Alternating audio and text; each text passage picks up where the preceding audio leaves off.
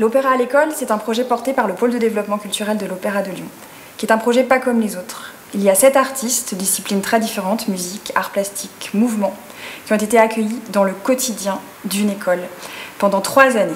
Il y a 600 élèves qui les ont rencontrés et qui ont fait un bout de chemin avec eux. Et au cours des ateliers, ils ont eu l'occasion de créer, d'éprouver, d'être complètement immergés dans les différentes disciplines artistiques qui ont été proposées tout au long de ce parcours. À la fin de chaque année scolaire, on a décidé de présenter un état du projet. Donc les élèves sont venus à l'amphithéâtre et en fin d'année sur la grande scène de l'Opéra de Lyon pour présenter un état d'avancée de leur travail. Ça, c'est extrêmement important de pouvoir le partager avec leurs camarades, avec les enseignants, avec d'autres adultes, d'avoir un regard sur leur travail.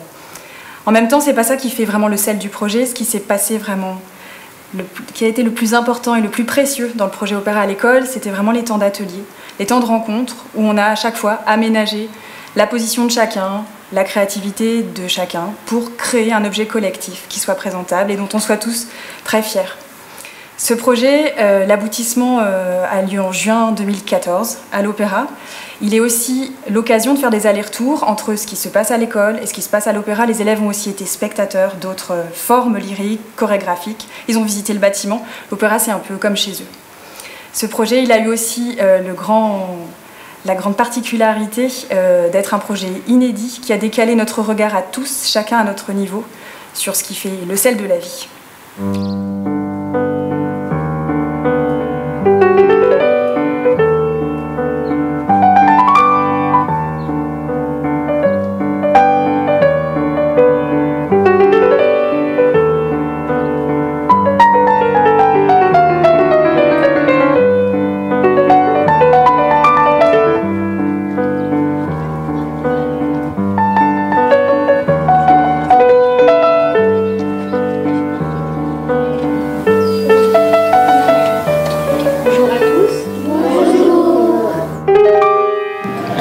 En fait, on est en train de préparer une grande scène, un théâtre pour le 20 juin. Vous êtes là-bas. Vous êtes assis là-bas et vous regardez Olympe de Gouges. Alors, tu sais, elle passera sous le... Elle part par le fond. Donc, c'est nous être pensifs que la fièvre a maigri. La première fois que je suis partie, j'étais au CE2. Je suis partie pour faire mon spectacle, pour visiter l'opéra. J'ai vu que c'était très grand. Et c'était joli, c'était beau. Dans la même prison, le même mouvement. Accouchement d'une machine sombre, monstre hideux qui ne mâche le ciboire dans l'ombre. Innocent dans un bagne, ange dans un enfer. Il travaille. Tout est d'airain, tout est de fer. Jamais on ne s'arrête, jamais on ne joue. Moi j'aime bien parce que on apprend à faire de la comédie. Et moi, comme je voudrais bien être acteur ou vétérinaire, ça m'apporte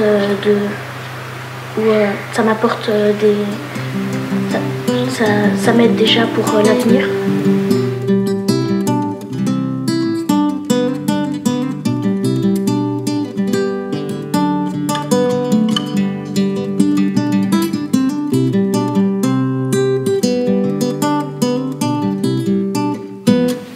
L'idée, c'est que vous avez vu la grande scène de l'opéra, comment ça va être. Romaine, elle vous a fait voir. De chaque côté, vous avez vu, il y a des 2 grandes tours du décor qui est sur place, qui sont comme des échafaudages. Dessus, il va y avoir des fils que j'ai demandé qu'on va tendre, des filins, entre les poteaux. Et là, il va y avoir des machineux de l'opéra à qui on va demander d'accrocher avec des pinces à linge vos peintures. Il va y avoir les peintures de tous les CF2, des 6e et des 5e. Et au fur et à mesure du spectacle, il y a les carrés de couleurs comme ça qui vont monter.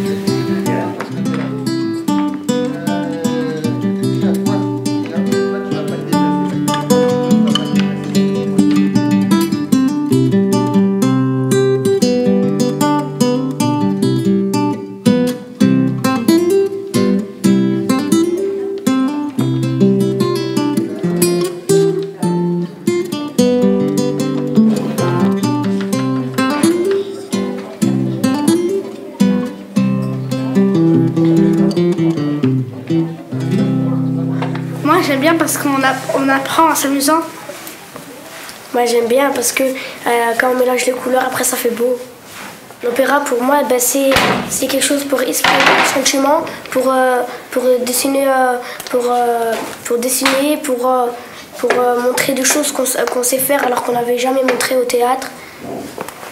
Moi c'est un mot, c'est s'exprimer. 2, 3, 4, 1.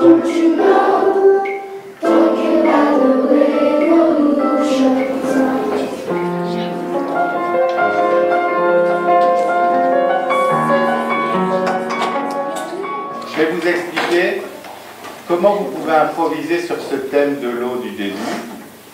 Alors vous voyez le clavier du piano là? D'accord? Donc vous pouvez commencer par jouer que les touches noires du piano, ça marchera. D'accord? Il y en a un qui va lever la main là. Ben, tiens, tu vas venir commencer une fois avec moi. Allez, viens, viens.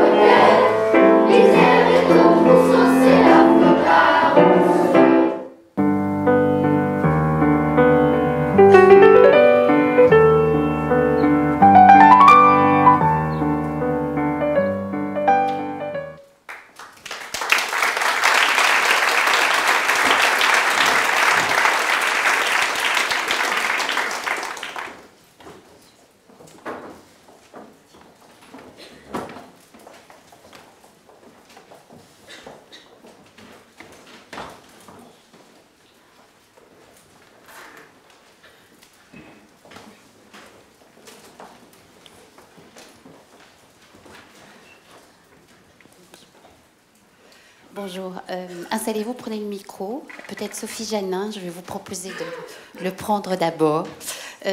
Sans doute venons-nous d'avoir au moins une partie ou des éléments de réponse à la question qui est posée à cette première plénière et qui est d'explorer ce qu'est la force du contact direct avec les œuvres et avec les artistes. Alors l'expérience de Lyon nous permet au moins d'en saisir quelque chose, en particulier dans sa dernière séquence où, avec un musicien professionnel, des enfants à qui on a donné une clé toute simple, qui est de se promener sur les touches noires plutôt que sur les blanches, sont en mesure de créer un univers musical. Je suis frappée et je crois que c'est un bon démarrage pour la question que nous avons à traiter, par le fait que dans une expérience comme celle-là, l'attention du musicien adulte et l'attention de l'enfant amateur ou apprenant est d'égale intensité, d'égale qualité. Le plaisir probablement aussi, la fierté manifestement dans les sourires est de cet ordre. Donc voilà, il y a là quelque chose manifestement qui est singulier dans l'expérience scolaire ou pédagogique de ces enfants. Mais les questions que nous aurions à répondre là aujourd'hui, c'est de savoir en effet en quoi cette expérience du contact avec l'œuvre ou du contact avec l'artiste est une expérience singulière et pourquoi, si elle l'est à ce titre, elle est nécessaire et indispensable. Quel mot mettre sur la nature de cette relation très particulière qui s'établit avec l'œuvre ou avec l'artiste? Qu'est-ce que cette relation construit de spécifique et que se passe-t-il là de particulier et qui ne se passe pas ailleurs? Qu'il s'agisse du spectacle vivant, qu'il s'agisse de l'œuvre musicale, qu'il s'agisse de l'œuvre numérique, qu'il s'agisse de quelque forme de création que ce soit, qu'y a-t-il là à toucher et qu'on ne touchera pas ailleurs ni autrement? Qu'est-ce qu'une expérience de spectateur, d'auditeur, à l'heure des outils Internet?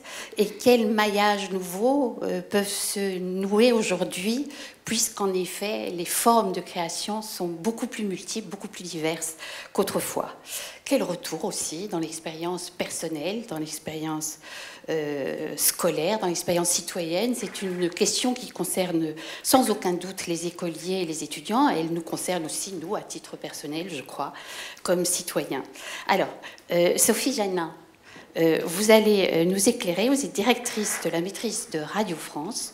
Votre formation, vous êtes suédoise d'origine.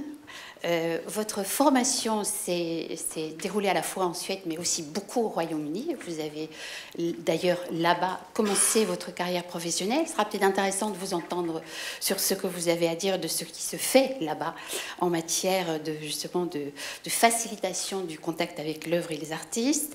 Et vous êtes aujourd'hui à la tête d'un ensemble qui est important, qui est la maîtrise de Radio France, que vous dirigez depuis mars 2008. Alors nous avons un peu échangé sur ce que vous alliez nous dire et je vous en prie, partagez-nous ce que vous avez envie de nous dire sur cette question du contact direct avec l'œuvre et avec l'artiste dans l'expérience particulière qui est la vôtre. Merci. Bonjour à tous. Tout d'abord, je vais raconter brièvement qui nous sommes à la maîtrise de Radio France. Certains d'entre vous peut-être nous connaissent déjà. On est un chœur d'enfants donc lié à la Maison de la Radio. On fait partie des 4 formations permanentes, à côté de l'Orchestre national de France, l'Orchestre philharmonique de Radio France et le chœur de Radio France. La maîtrise existe depuis 1946 et on est un chœur d'enfants avec plusieurs missions inscrites dans le projet de Radio France. On accommode aujourd'hui 180 élèves entre l'âge de 7 ans et 17 ans. Les élèves suivent un cursus chez nous assez intense. Ils sont sur la base de classes à horaires aménagées, c'est-à-dire ils ont l'enseignement général le matin, ils viennent chez nous l'après-midi. Mais contrairement à d'autres classes à horaires aménagées au conservatoire, à la maîtrise, ils suivent jusqu'à 13 heures de cours par semaine. Non seulement le chœur qui est au centre de notre activité est pratiqué tous les jours, mais il y a également un apprentissage de cours de piano, de cours de chant, formation musicale, comme on disait, solfège, harmonie, contrepoint, des ateliers de théâtre, initiation à la direction de chœur, la technique Alexander, etc. Et je profite pour dire que, bien évidemment, là, ces études-là sont gratuites, car c'est nous tous et qui le finançons avec notre redevance que nous payons chaque année. Et donc les élèves sont en quelque sorte boursiers et on a un recrutement sur base d'audition. Et la chose que j'aimerais rajouter, parce que ça va, je pense, toucher plus au sujet. En effet, c'est pas un détail. La maîtrise est aujourd'hui 180 élèves parce que depuis 2007, on augmente notre effectif chaque année. On a ouvert un nouveau site en 2007 dans le quartier nord de Bondy.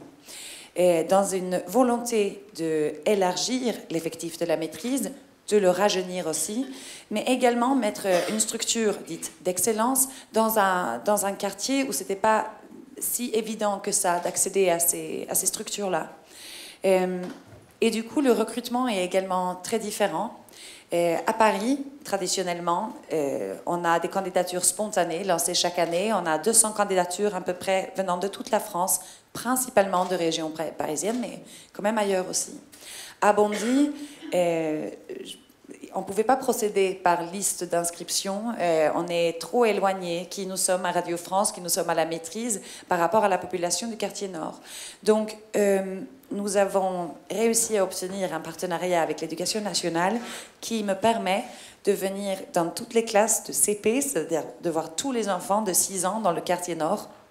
Donc j'auditionne à peu près 250 enfants chaque année dans le quartier nord de Bondy pour 15 places. on aimerait en faire plus, mais le projet spécifique de la maîtrise et nos ambitions artistiques nous ne permet pas de prendre plus d'enfants, mais en tout cas, ça permet à 15 enfants chaque année de suivre une formation assez intense chez nous. Et à Bondy, ils commencent dès l'âge de 7 ans, c'est-à-dire CE1, tandis qu'à Paris, les enfants commencent à 9 ans, en CM1. Et l'idée, c'est pas qu'il y ait deux maîtrises, une à Bondy et une à Paris, mais les enfants chantent ensemble, les collégiens chantent ensemble toutes les semaines, et les petits de l'école primaire chantent ensemble à peu près une fois par mois, et on fait toutes les productions en commun entre Bondy et Paris. Je pense que quand on parle de la force des œuvres et les artistes, on peut constater tout de suite que ce n'est pas sans importance. C'est-à-dire que nous, ce qui nous conduit à la maîtrise de Radio France, c'est déjà d'avoir notre saison artistique aux côtés des orchestres et des chœurs de la radio. C'est de porter une politique de création active chaque année, mais c'est aussi de pouvoir encourager la discipline du chant choral qui ne soit pas nécessairement destinée à un public d'enfants. Donc, c'est-à-dire, la maîtrise chante des chansons des enfants, mais il chante également du grand répertoire classique, et d'ailleurs principalement. Et c'est là où on voit qu'on n'a pas besoin justement de négocier les ambitions artistiques et musicales, qu'un enfant est touché par une huitième de Mahler, il est touché par un War Requiem de Britten, et on n'a pas besoin de faire une fantaisie et comme disait tout à l'heure ce que disait justement Madame Mazouzi, on n'a pas besoin de faire un grand magma de fantaisie et de jeu pour divertir et séduire, mais on peut respecter l'univers de l'enfant au contraire et de l'ouvrir à ses possibilités de découvrir ce répertoire. Et par exemple, moi je vois qu'il y a à la fin pas tellement de différence. Enfin, je le savais déjà. Moi, je suis musicienne grâce à des ouvertures vers la culture que j'ai pu avoir quand j'étais enfant. Et c'est pas parce que Isabelle, qui vient de Bondy, qui fait des collages sur Beethoven dans sa chambre, ça veut pas dire qu'elle n'écoute pas du rap par ailleurs. Les deux peuvent exister. Les deux n'ont pas besoin d'être mélangés. Mais on peut ouvrir juste les sphères, on peut ouvrir les horizons, et je reste juste persuadée de ce qu'ont dit les intervenants tout à l'heure, la même chose, c'est-à-dire que la connaissance des œuvres, ça ouvre nos cadres de référence, ça ouvre nos horizons, et ce que je constate avec les enfants de Bondy ou de Paris, c'est qu'on a quand même une confiance en soi qui est extrêmement renforcée, et ils ont surtout une curiosité et une ouverture d'esprit. Quand les enfants écoutent une œuvre nouvelle à la maîtrise, leur première question qui vient l'aider, ce n'est pas « j'aime » ou « j'aime pas ». Ils cherchent à connaître ce que c'est, ils cherchent à apprendre. Et c'est par cet apprentissage-là et par cette ouverture-là qu'ils ressentent des possibilités plus tard. Ils sont des êtres qui ont le courage de prendre la place sur la place de Théâtre des Champs-Élysées, à l'auditorium de Radio France, partout, parce qu'on leur fait confiance pour ça. Et ils ont une humilité devant les œuvres, ils ont une admiration, une grande humilité devant les grands artistes et les orchestres avec lesquels ils travaillent, mais ils ont aussi leur fierté de savoir qu'ils viennent là parce qu'ils savent faire quelque chose. Et ça, je trouve assez beau. Est-ce que vous diriez que le mode de travail que vous développez avec les enfants de la maîtrise de Paris et celui que vous développez avec les enfants de Bondy est distinct, particulier, spécifique? Y a-t-il des choses communes? Y a-t-il des choses différentes? C'est une question pertinente parce que je trouve qu'en effet, nos missions sont les mêmes, l'ambition est la même, mais je ne peux pas ignorer qu'il y a des différences de méthode. À Bondy, je remarque tout de suite que mon public est plus fragile, car les enfants ne viennent pas d'un univers où la famille est déjà au courant de notre culture classique. À Paris, les enfants qui auditionnent à la maîtrise de Radio France le font parce que leurs parents savent qui nous sommes. Ça change la donne. Après, je pense que ça s'arrête là. C'est-à-dire qu'il faut juste, après, encourager qui nous sommes. Mais en effet, ce que j'accentue à Bondy plus, c'est de comment dire, presque fabriquer une spontanéité par rapport à la musique qui n'existe pas nécessairement dans les familles où il n'y a pas de pratique musicale à la maison et certainement pas de pratique de musique classique. Donc, j'accentue les ateliers plus corporels. Tous les enfants à Bondy font plus de rythmique d'Alcroze, par exemple. On apprend plus par le mouvement. J'essaye de réveiller à tout prix le côté sensoriel de la musique avant d'imposer l'écrit. Bien évidemment, j'essaye aussi d'assouplir le plus possible aussi les maîtriser à Paris, car je trouve qu'il y a une certaine rigidité, malheureusement, qui vient avec l'apprentissage de temps en temps. Mais à Bondy, c'est essentiel. Et c'est essentiel aussi d'éveiller la première curiosité, la joie, l'enthousiasme, et après savoir nourrir ces aspects-là au fur et à mesure. Car les conditions à Bondy sont difficiles au quotidien, et la musique devient très souvent pour les familles secondaire si l'enfant n'accroche pas. Donc on a besoin de trouver les clés toujours pour nourrir. Et à Paris, le public est différent dans l'aspect où ils sont souvent poussés par leur famille de justement le savoir. Ils sont même aidés à la maison souvent, car les familles sont très connaisseurs.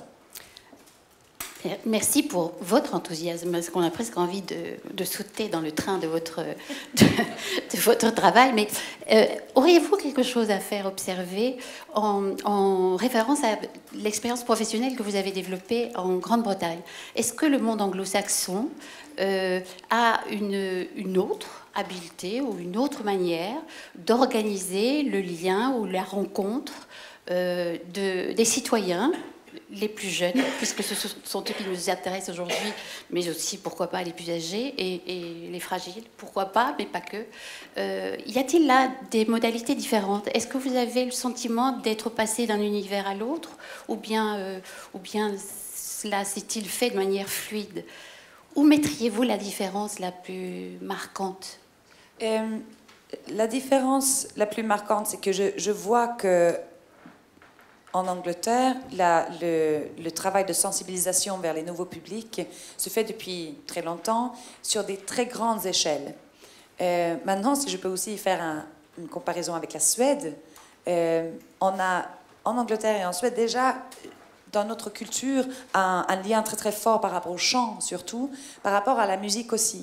Parce qu'il y a une rupture qui n'a pas eu lieu justement entre à la fois la tradition religieuse et la pratique musicale. C'est-à-dire qu'il y a ça très très fort dans nos cultures, mais il y a également une tradition populaire. Par exemple, chez moi en Suède, on est inquiet de notre survie, on n'est que 9 millions, donc on entretient tous les chants de saison qu'on peut, etc. C'est-à-dire les gens chantent plus naturellement. Ça, je vois qu'il y a une grande différence en France, où vous, tous les acteurs, vous devez sensibiliser l'enfant et le public à quelque chose qui leur est vraiment étranger au départ. Et là-dessus, où je trouve que quand même la France, où il y a quelque chose d'extrêmement pertinent dans ce que vous faites tous ici, si je compare avec la Suède, en Suède, on a eu peur de la musique classique et la culture savante. Il y a eu un rejet politique et social de cela, qui malheureusement pour des enfants comme moi, était malheureux, parce que moi je rêvais d'une chose, c'était de découvrir cet univers-là. Et ce que je trouve assez merveilleux en France, c'est que ça reste un pays de grands penseurs et des intellectuels, et vous avez une grande tradition de composition et d'écriture. Et quand je vois l'ambition artistique de vos projets, je trouve ça assez formidable. En Suède, on n'a pas osé aller aussi loin, même si le côté fort des Suédois, c'est qu'on est des bons faiseurs. On arrive à mettre en pratique très facilement. Merci beaucoup. On reviendra à vous tout à l'heure, mais Didier Fusilier, je vous passe le micro, je vous passe la parole. Vous êtes, chacun d'ici le sait probablement, vous êtes l'artisan de Lille, capitale européenne de la culture 2004, et vous êtes depuis 2005 directeur du programme culturel Lille 3000. Alors, ici, c'est l'aventure, parce que nous ne nous sommes pas beaucoup parlé avant cette rencontre, ici, sur le plateau, mais vous n'avez que trop de choses à nous dire, j'imagine, sur la question de ce contact direct avec l'œuvre.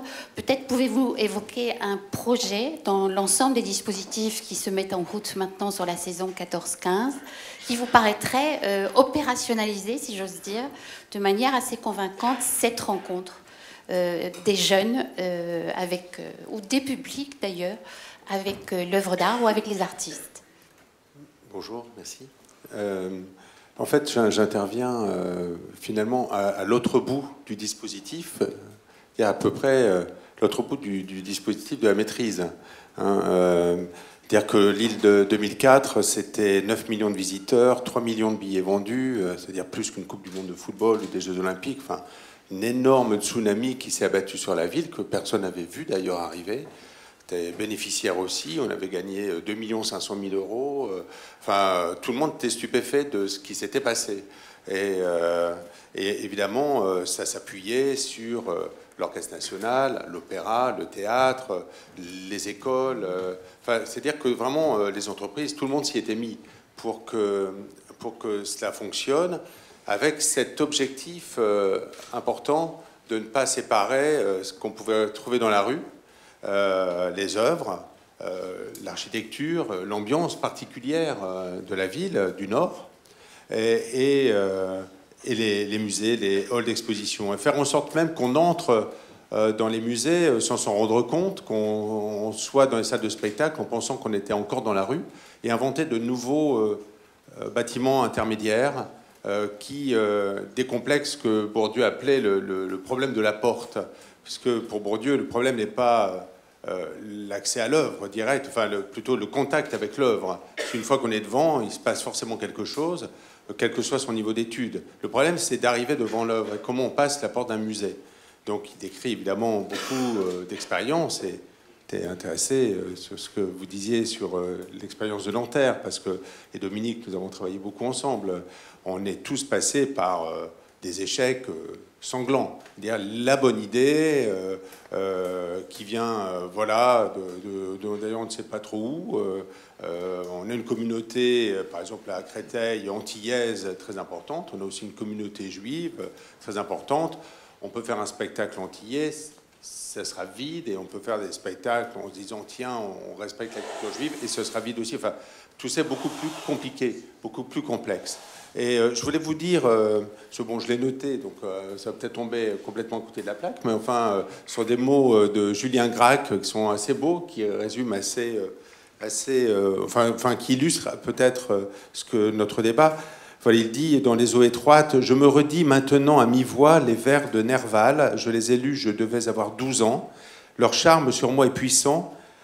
Leur son grêle et frileux et celui des instruments très anciens. Je pense à Serge Dorny qui est là, qui m'a beaucoup fait apprendre aussi, apprendre à écouter les instruments.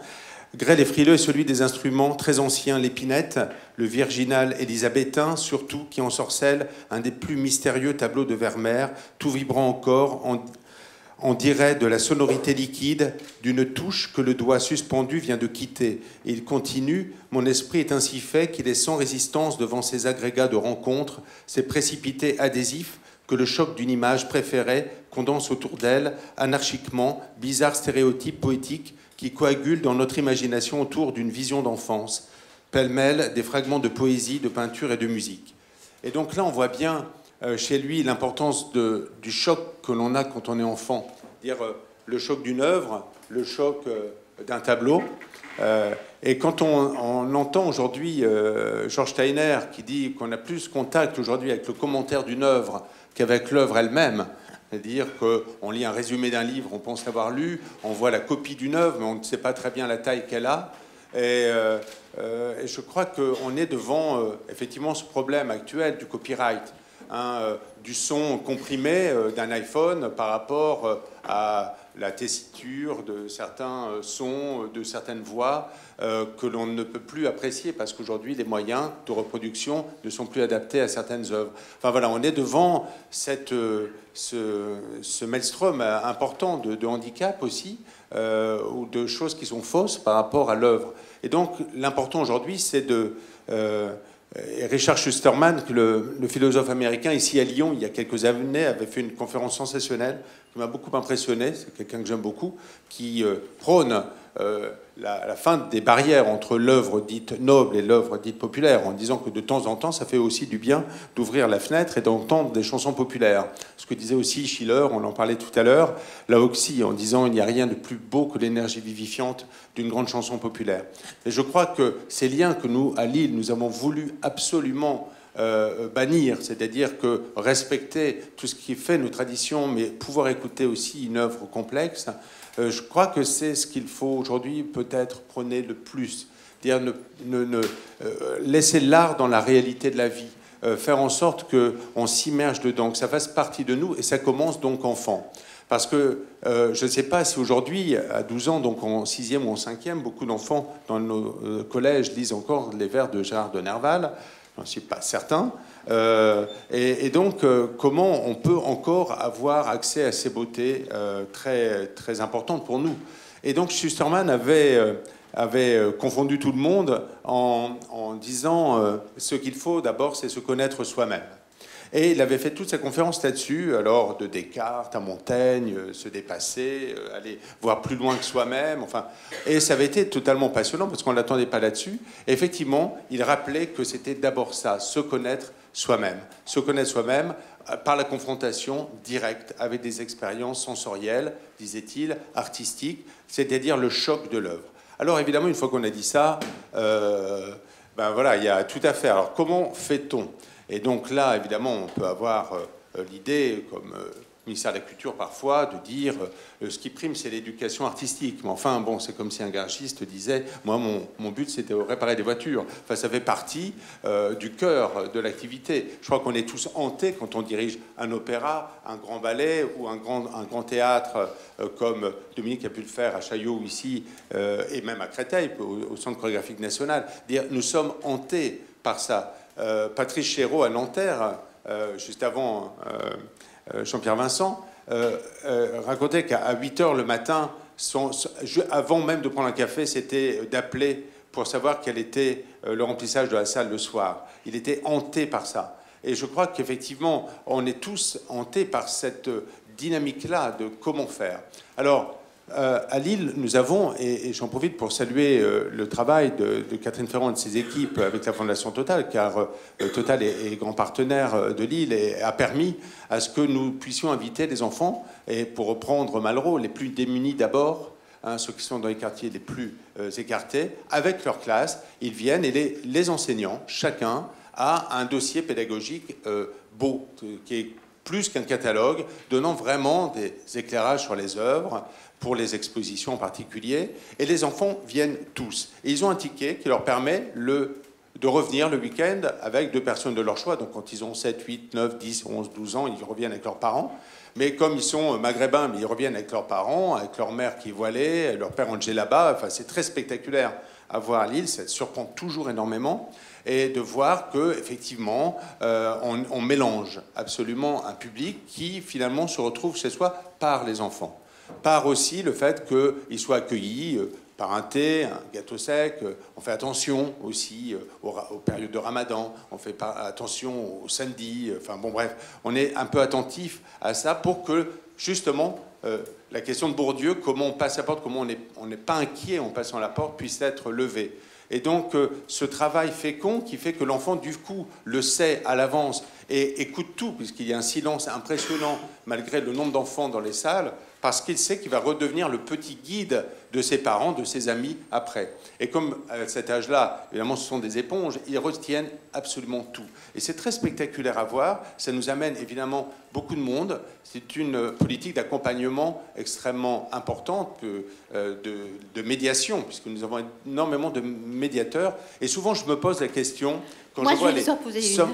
Excusez-moi. Je finis. Oui, d'accord. Je me pose...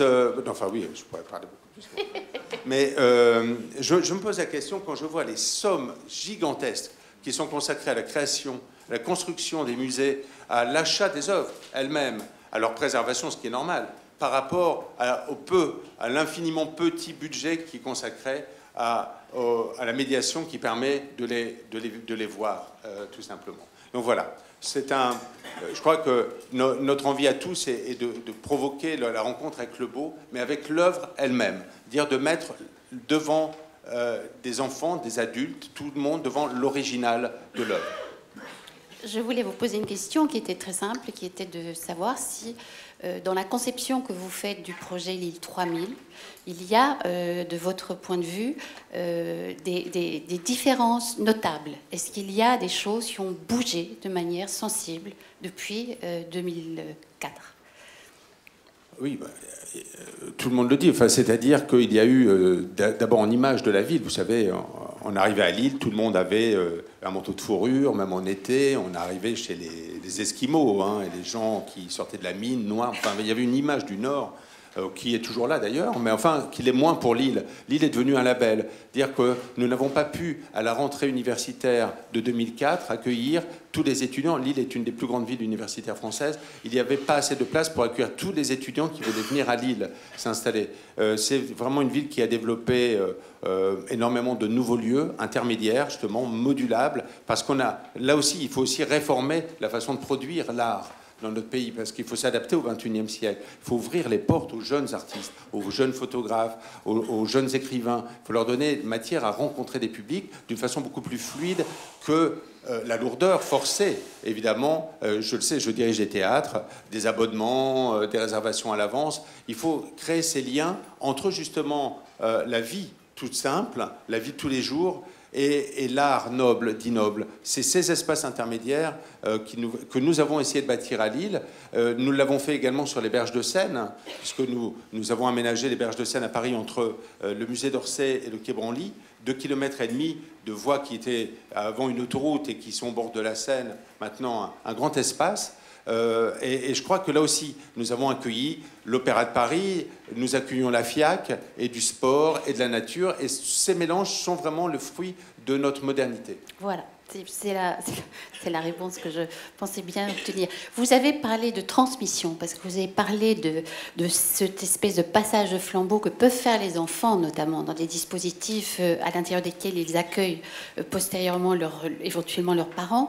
Vous parlez, vous aussi, Sophie Janin, de transmission, parce que les enfants de la maîtrise sont comme une interface entre l'expérience qu'ils font, eux, personnellement, du contact avec les œuvres originales, mais ils sont aussi des véhicules, si j'ose dire, des transmetteurs de cet art musical et vocal, puisqu'ils donnent eux-mêmes des concerts à l'adresse de publics d'enfants.